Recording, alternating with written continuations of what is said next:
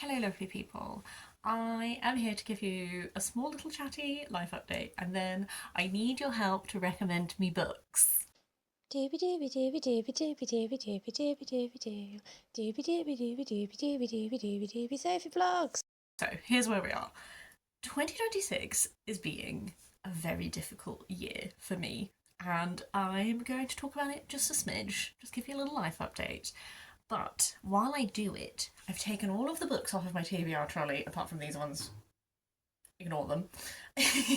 And I'm searching to create a little stack of like very much the books I'm in the mood for. We'll discover that stack together as we go through, and then I want to put the call out for you to recommend me some books, please. So, 2026, as you all know, because I waffled about it a lot, I moved house, which was lovely. And to be fair, the house move went really well. I'm in the house. I love the house. Big fan of the house. Aside from that, the rest of the year has been a bit hard. My health has not been so hot. I very recently got diagnosed with Crohn's disease.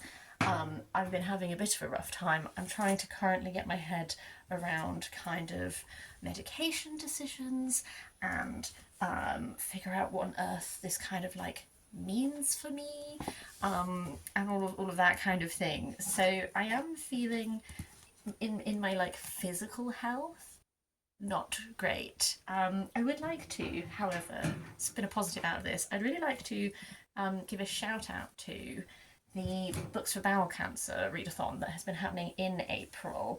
I don't know when this is going up, but I'm recording this mid-April. I did not take part in the Books for Bowel Cancer readathon because I had quite a lot on my plate, but I did go to the doctors because I was having some of the symptoms, which for me was I've been having a lot of abdominal pain, I've lost a bit of weight unexpectedly, all of that kind of thing. And thankfully we have ruled out such drastic things, but I have really appreciated seeing the readathon and the awareness that it is raising for symptoms and all that kind of thing. So I just wanted to give a mention to it because I think it's a very important topic to raise awareness of, and what a wonderful creative way of doing that. So that fell over. So Charlie Brooke, thank you for that. I won't talk about my health too much because, you know, it's not very interesting, is it? But I have been struggling a bit with pain and with energy levels. Oh, maybe that might be interesting. So one thing that I'm really hoping, I'm starting medication, and that will hopefully mean that I just generally start to feel a bit better. Anyway, that's all you need to know on that. The other quite stressful thing that's been happening is that my some of my mum and my stepdad were in a motorbike accident, and everyone is okay, but things have been very complicated. Well, there have been complications. That's what I mean. And I've been doing a lot of back and forth to hospitals, a lot of kind of caregiving and all that kind of thing, which I'm obviously very happy to do, and I feel very grateful that things are not worse. But with my own health stuff going on at the same time, it has been just this year has been a bit of a lot, to be honest with you. I'm kind of fantasizing about going to a remote Scottish island where I have no phone signal and all I have to do is read books and maybe someone might give me a massage. I am saying these things is this is obviously having a little bit of an impact on me. I'm not putting any pressure on myself to make videos or anything like that. I am doing a lot of reading because I'm just, you know, what else are you going to do in hospital waiting rooms? What else are you going to do? Like, I'm trying to like chisel out enough winding down time and relaxation where I can, and reading is a big part of that. So I'm still reading a lot, and reading is one of the ways that I cope. So I wanted to explain what's going on so I can essentially say I still will be posting videos because I'm still making videos and all that kind of thing, but I'm probably a bit slower replying to comments, but please still do leave me comments because I really like to hear from everyone, and I find you know, what people, your comments are all very interesting. If they are longer, I will probably just take a bit longer to reply to them because I like to sit down and be like, okay, I'm going to read the comment properly and like all that kind of thing. So I'm waffling. I'm not saying this because I feel obliged to do certain things. Oops. I'm just explaining that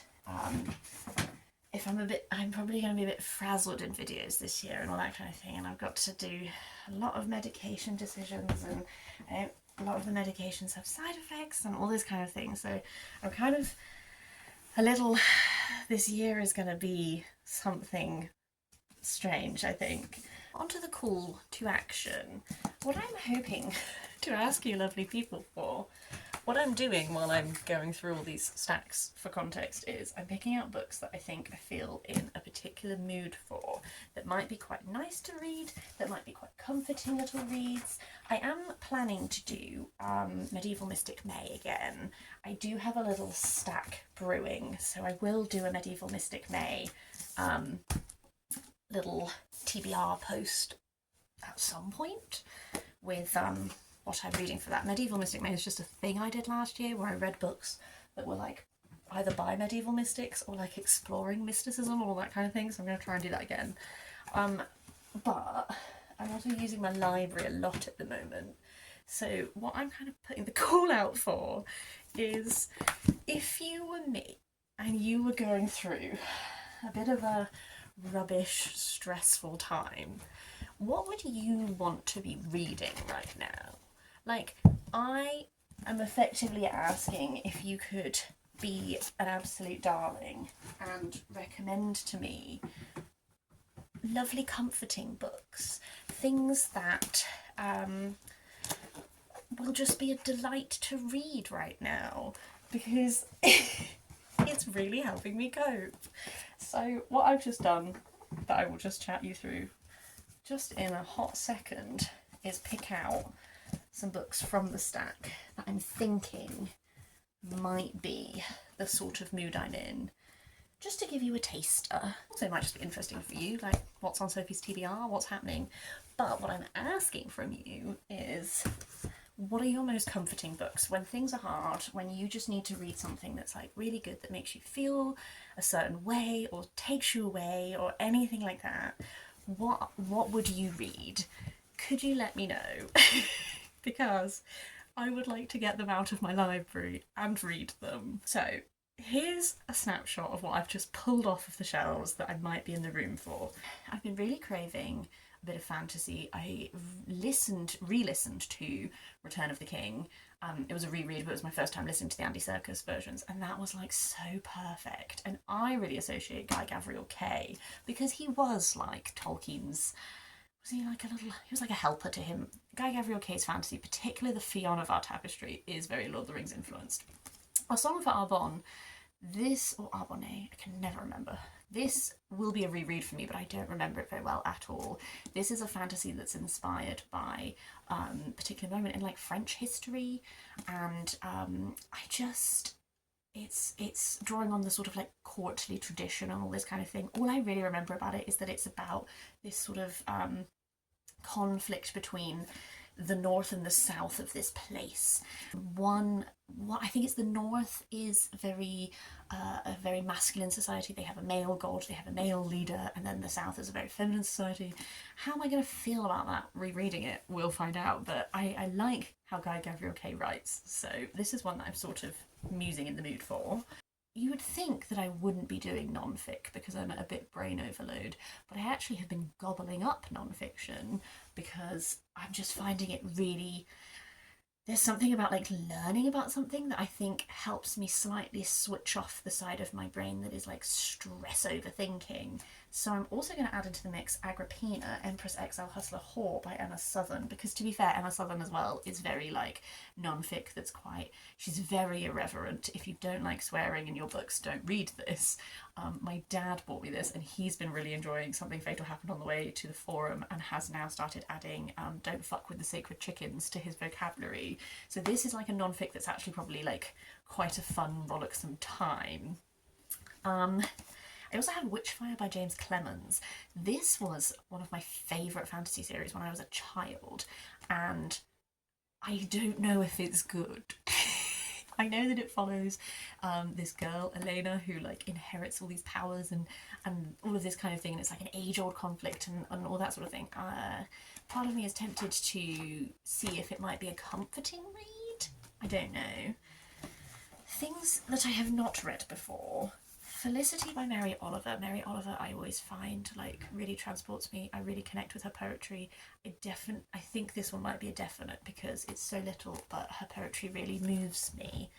Someone else who I find very comforting, Tove Jansson. Moominpappa at Sea. This might be the perfect time to read Moominpappa at Sea. Moominpappa's going to be going through some trials at sea, but I'm sure he'll find a way to cope, and I will too. I'm feeling much more chipper today than I have been. This is maybe a slightly more bouncy take of this video than it could have been. I guess there's a side of me that's like a little bit, would a historical fiction be a nice thing to do? And I've kind of got like 4.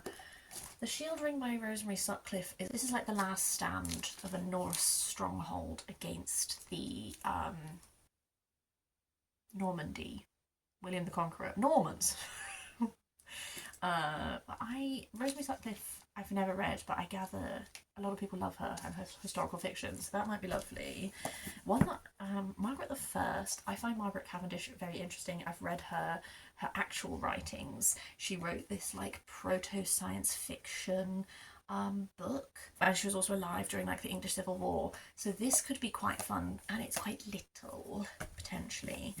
Glorious Exploits I've heard like nothing but great things about, so maybe like this would be a good one. It's set during the failed invasion of Syracuse by Athens, and lots of the prisoners were given better treatment if they could like recite Euripides. So this is about a group of prisoners who are putting on a performance of Euripides, and it feels like it might have a little bit of like a bit of a humour at the edges. That does tempt. And then I guess, I don't know if this is historical fiction, but Isabelle Allende, like, this is like set in 1830s Chile, and we're following this young 16-year-old who falls in love with a revolutionary and all this kind of thing. Maybe this could sweep me away. I don't know, but they're all mulling. Similarly sci-fi, I've got A Memory Called Empire by Arkady Martine and Children of Time by Adrian Tchaikovsky. I've been maybe wanting to read a bit of sci-fi but haven't settled anything in specific. Children of Time I hear incredible things about, so maybe this is like the perfect book to really like sweep me away. A Memory Called Empire I was intrigued about because the author is also a Byzantine historian, and I wasn't sure if that was going to like have a role to play in this, but this seems like one that is maybe like a bit politicky.